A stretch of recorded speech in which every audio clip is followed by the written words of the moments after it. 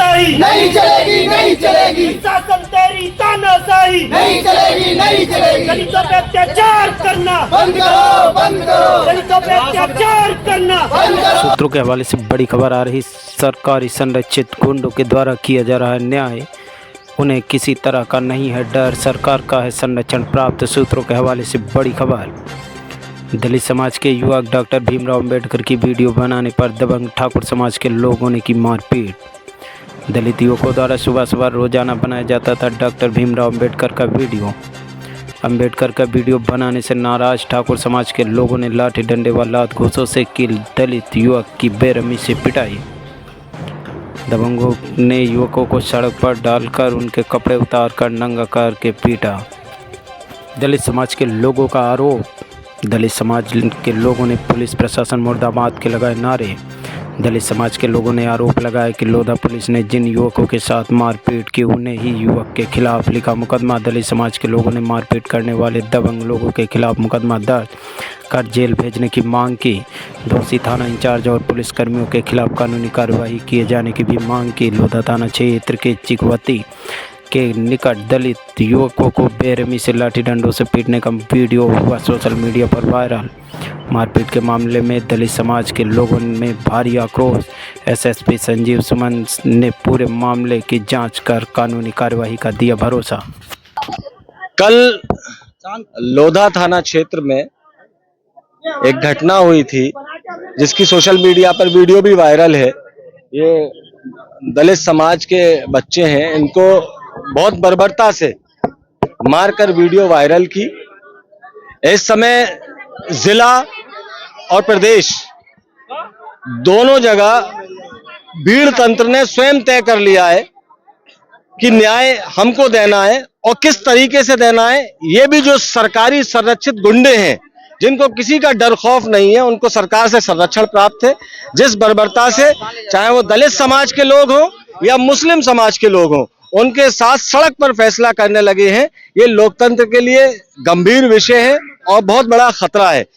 आज पीड़ित परिवार को लेकर वरिष्ठ पुलिस अधीक्षक महोदय से बहुजन समाज पार्टी के पदाधिकारियों के साथ मिला था, जिसमें एसएसपी महोदय ने मुकदमा पंजीकृत कराने के लिए आदेश कर दिया है और दोबारा इन बच्चों का मेडिकल भी कराया जाएगा।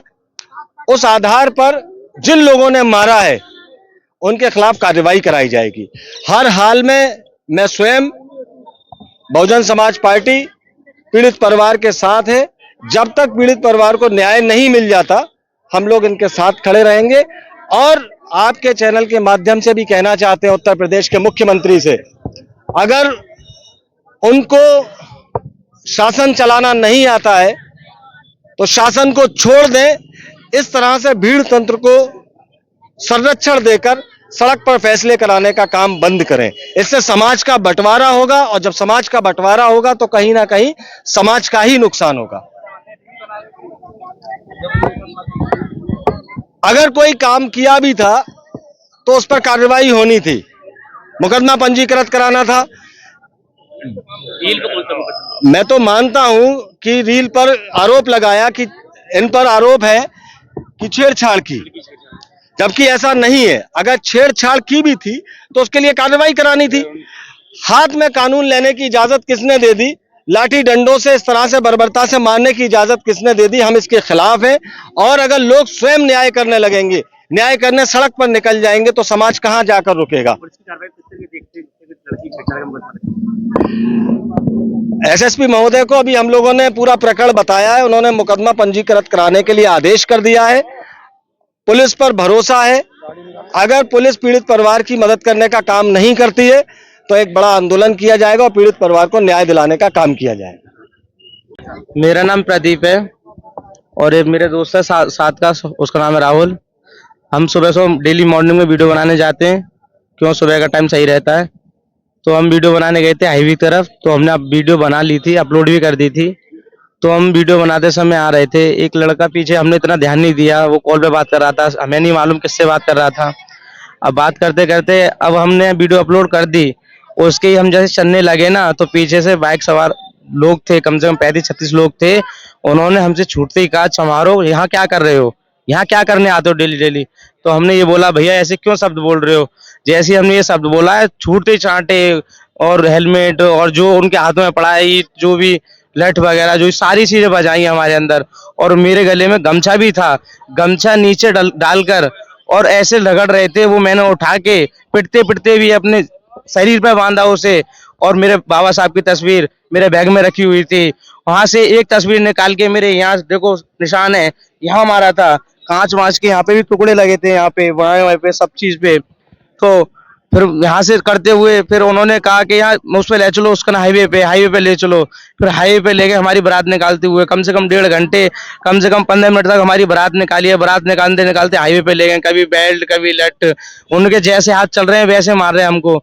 अब जाने के बाद में हम हाईवे पे रुके हुए, हाईवे रुके हुए, फिर कुछ लोग कह रहे चमराओ, ये है वो है, ये तुम ऐसा कपड़े उतारो, इसके कपड़े उतारो, कपड़े उतार के हमारे में ऐसे ऐसी मार मारी। और आप लोगों ने देखी भी होगी, ऐसी बात नहीं है, सारी मीडिया में सबको पता है।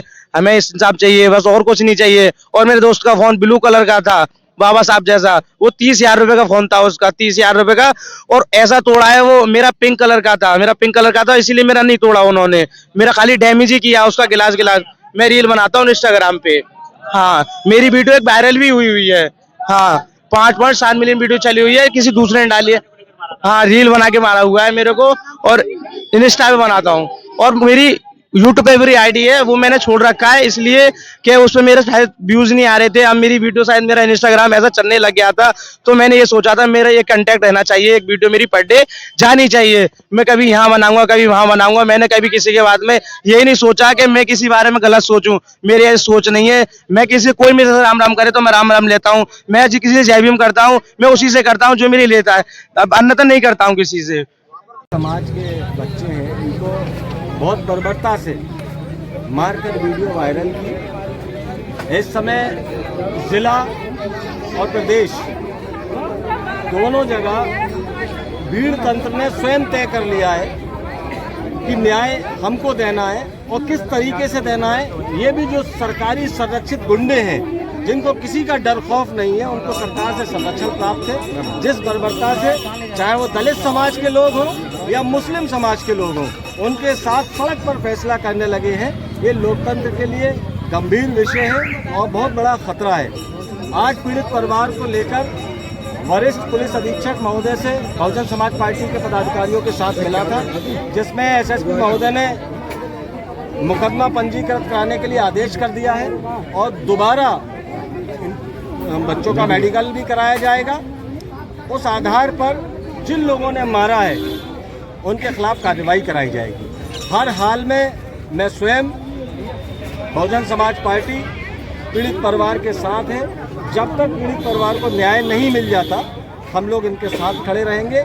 और आपके चैनल के माध्यम से भी कहना चाहते हैं उत्तर प्रदेश के मुख्यमंत्री से, अगर उनको शासन चलाना नहीं आता है तो शासन को छोड़ दें।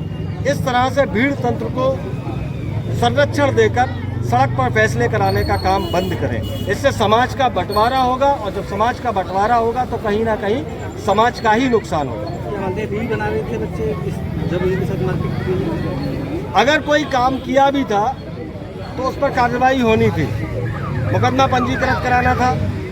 रील पर कौन सा मुकदमा? मैं तो मानता हूँ कि रील पर आरोप लगाया कि इन पर आरोप है कि छेड़छाड़ की, जबकि ऐसा नहीं है। अगर छेड़छाड़ की भी थी तो उसके लिए कार्रवाई करानी थी। हाथ में कानून लेने की इजाज़त किसने दे दी? लाठी डंडों से इस तरह से बर्बरता से मारने की इजाज़त किसने दे दी? हम इसके खिलाफ हैं। और अगर लोग स्वयं न्याय करने लगेंगे, न्याय करने सड़क पर निकल जाएंगे, तो समाज कहाँ जाकर रुकेगा? और इसकी कार्रवाई किस तरीके देखते हैं, जिस तरीके लड़की छेड़छाड़ का मुकदमा? एसएसपी महोदय को अभी हम लोगों ने पूरा प्रकरण बताया है, उन्होंने मुकदमा पंजीकृत कराने के लिए आदेश कर दिया है। पुलिस पर भरोसा है। अगर पुलिस पीड़ित परिवार की मदद करने का काम नहीं करती है तो एक बड़ा आंदोलन किया जाएगा और पीड़ित परिवार को न्याय दिलाने का काम किया जाएगा।